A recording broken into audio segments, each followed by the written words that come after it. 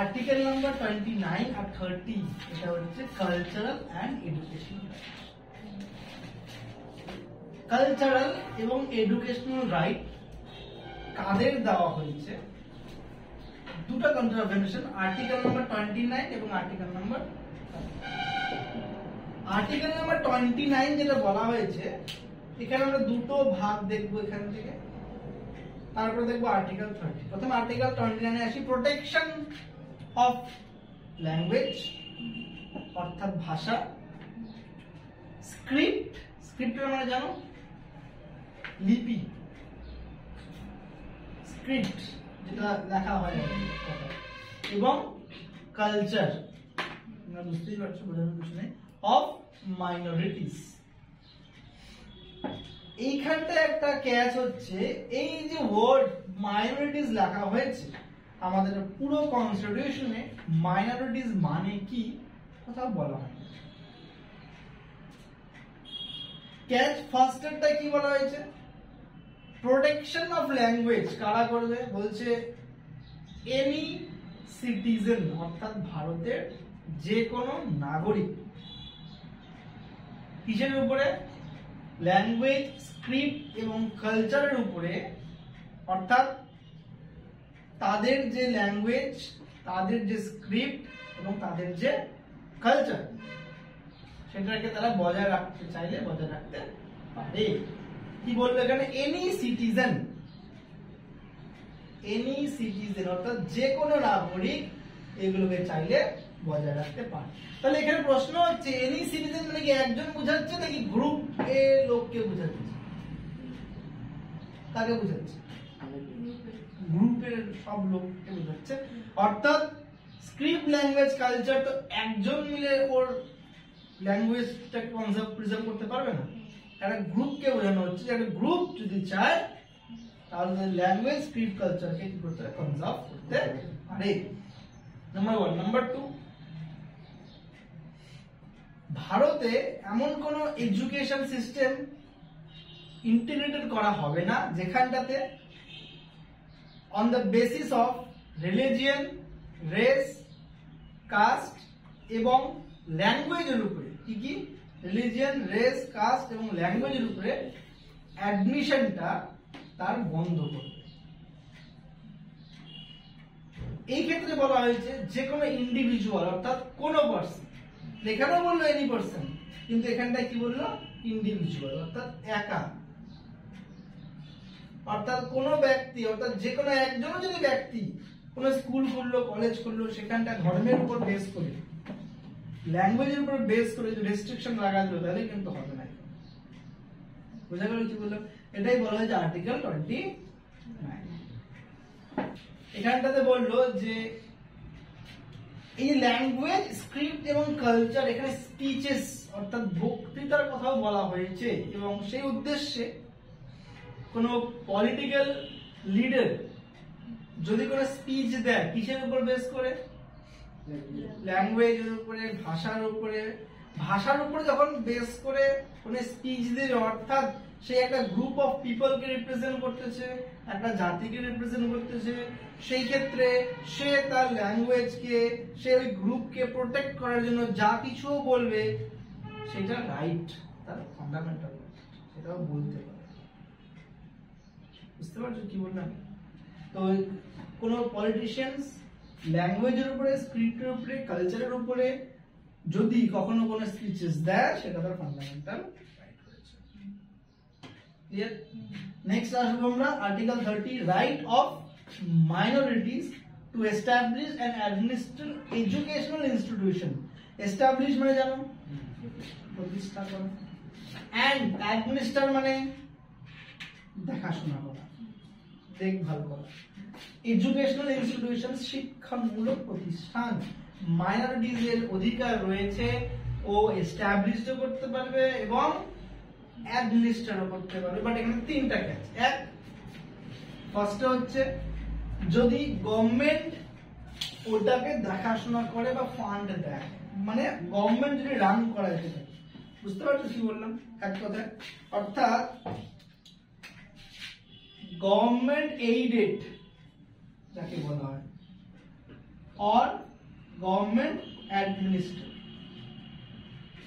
Number 2, শুধু government aided, পুরোটা দেখাশোনা টিচার ইমপ্লিমেন্ট করা A to Z private persons করছে, বাট গভর্নমেন্ট ফান্ড দিচ্ছে।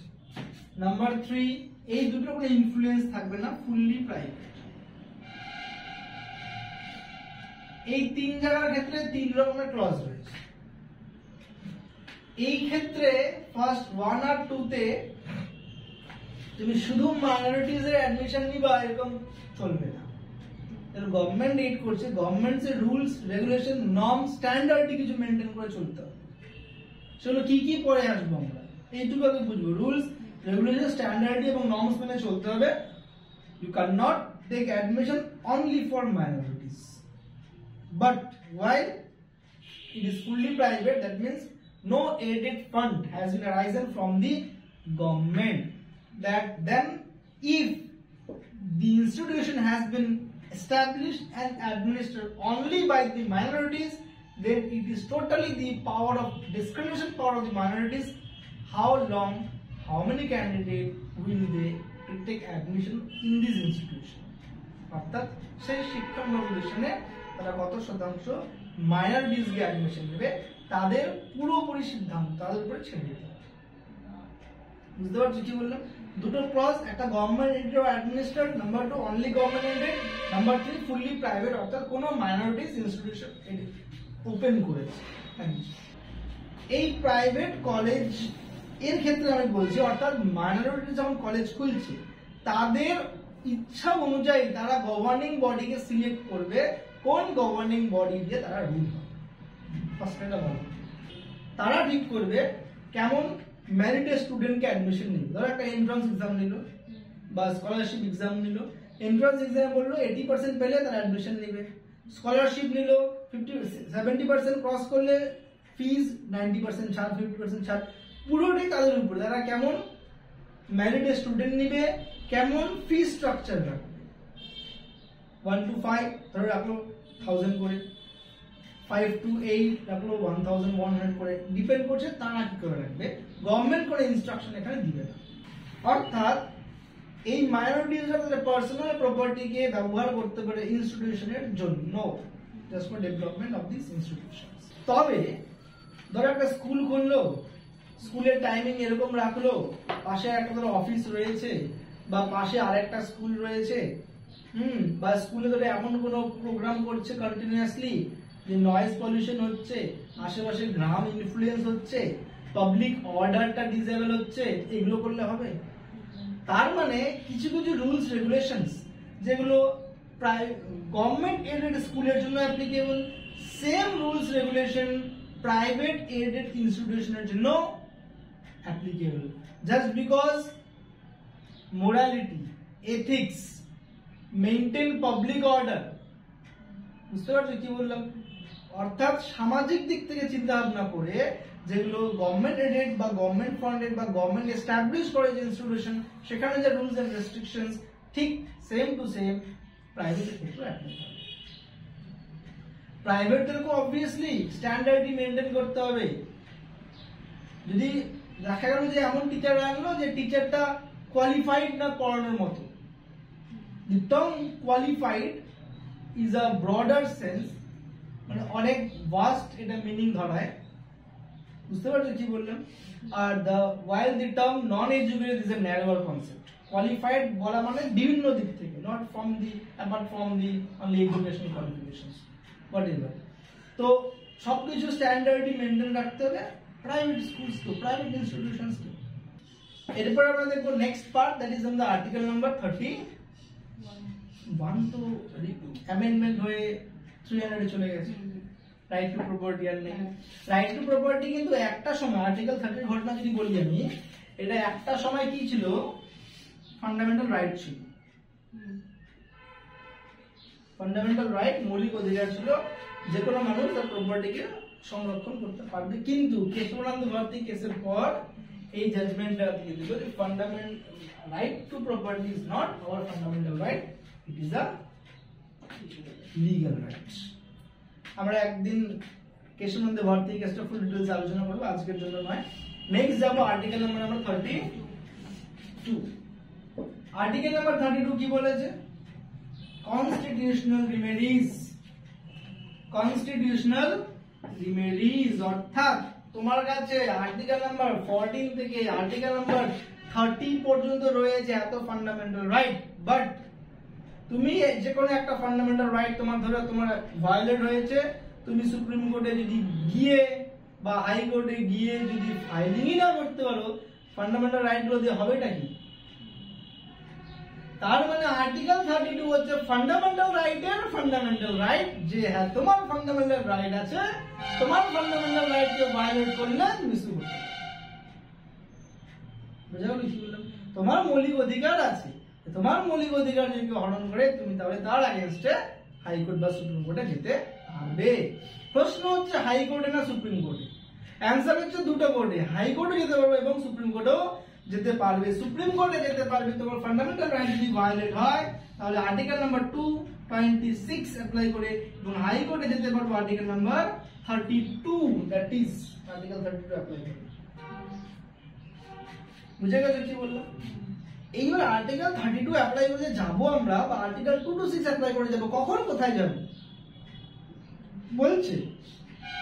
কোন এক্সস্টিভ ম্যাটার বা এক্সক্লুসিভ ম্যাটার যদি শুধুমাত্র সুপ্রিম কোর্টের জুরিসডিকশনে পড়ে, তাহলে আমরা কোথায় যাব? সুপ্রিম কোর্টে যাব। কিন্তু যদি সুপ্রিম কোর্ট এবং হাইকোর্ট দুটো কোর্টের জুরিসডিকশনের মধ্যে পড়ে, তাহলে আমরা হাইকোর্টে যাব। বুঝতে পারছেন কি বললাম? তাহলে এখানে বলো 226 আর 32 কোনটা বেশি সেফগার্ড? মানে দুটাই তো 100% সেফগার্ড, কোনটা ব্রড কনসেপ্ট দিচ্ছে, 226 না 32? 226। কি করে? তোমার কাছে দুটাই রয়েছে, সুপ্রিম কোর্টে যাবে, হাইকোর্টে যেতে পারো, কোন কোর্টে যাবে তুমি? হাইকোর্টে যেতে পারো। 32।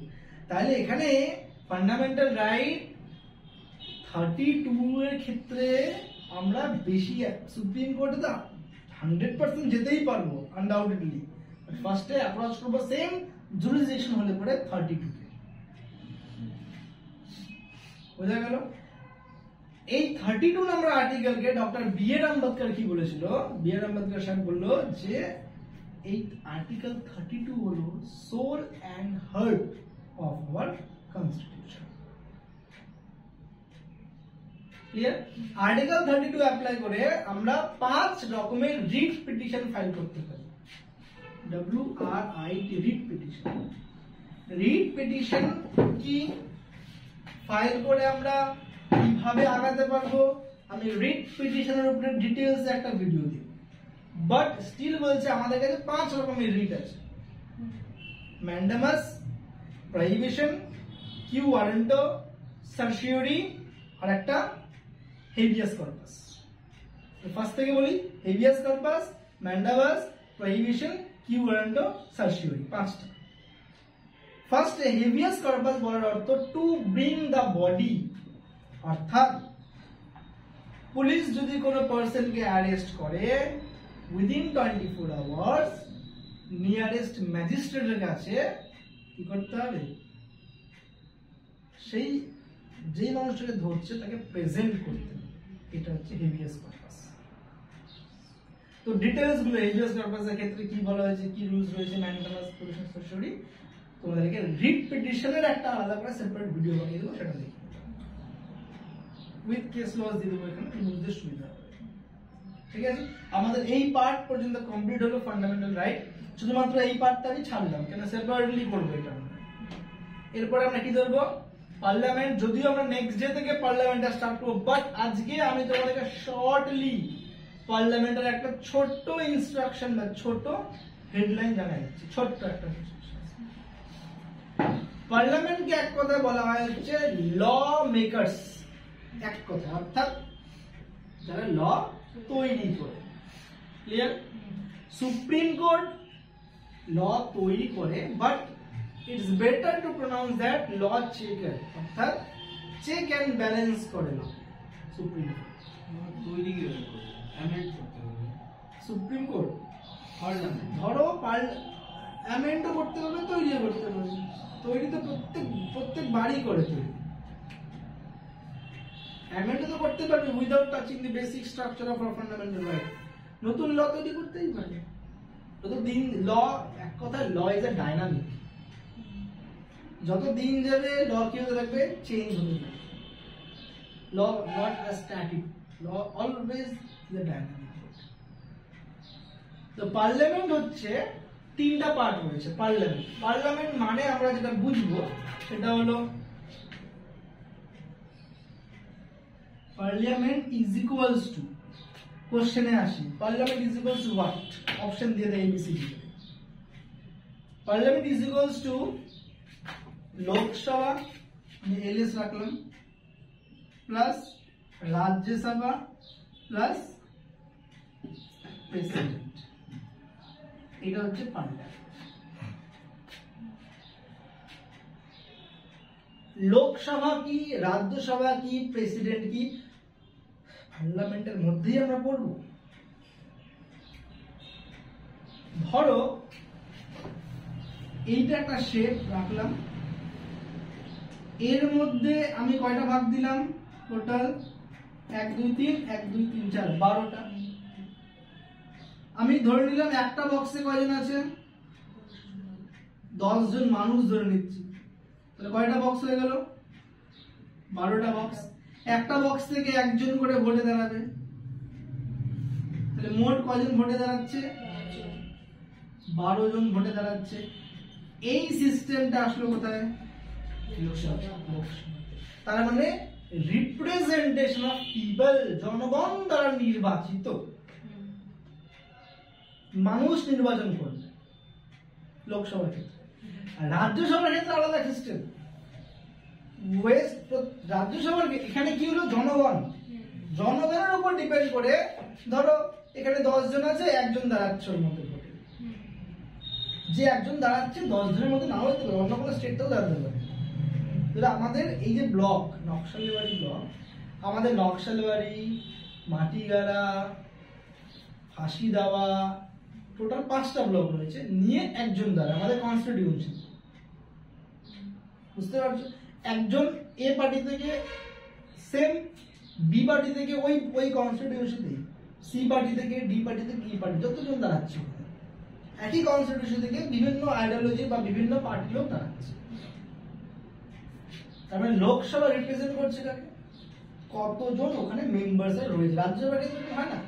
ধরো আমাদের ওয়েস্ট বেঙ্গলের থেকে রিপ্রেজেন্ট যাচ্ছে রাজ্যসভার ক্ষেত্রে, আসাম থেকে যাচ্ছে, ত্রিপুরা থেকে যাচ্ছে, সিকিম থেকে যাচ্ছে। তাহলে কি এবার ধরো মধ্যপ্রদেশ এত বড় এরিয়া আর গোয়া এত ছোট এরিয়া, মধ্যপ্রদেশ থেকে রিপ্রেজেন্ট যাবে আর গোয়া থেকে রিপ্রেজেন্ট যাবে, সেম সমান যাবে কি না, ডিফারেন্ট যাচ্ছে রিপ্রেজেন্ট। ওরা ইনডাইরেক্টলি ইলেক্টেড হচ্ছে, আমরা সিলেক্ট করছি না।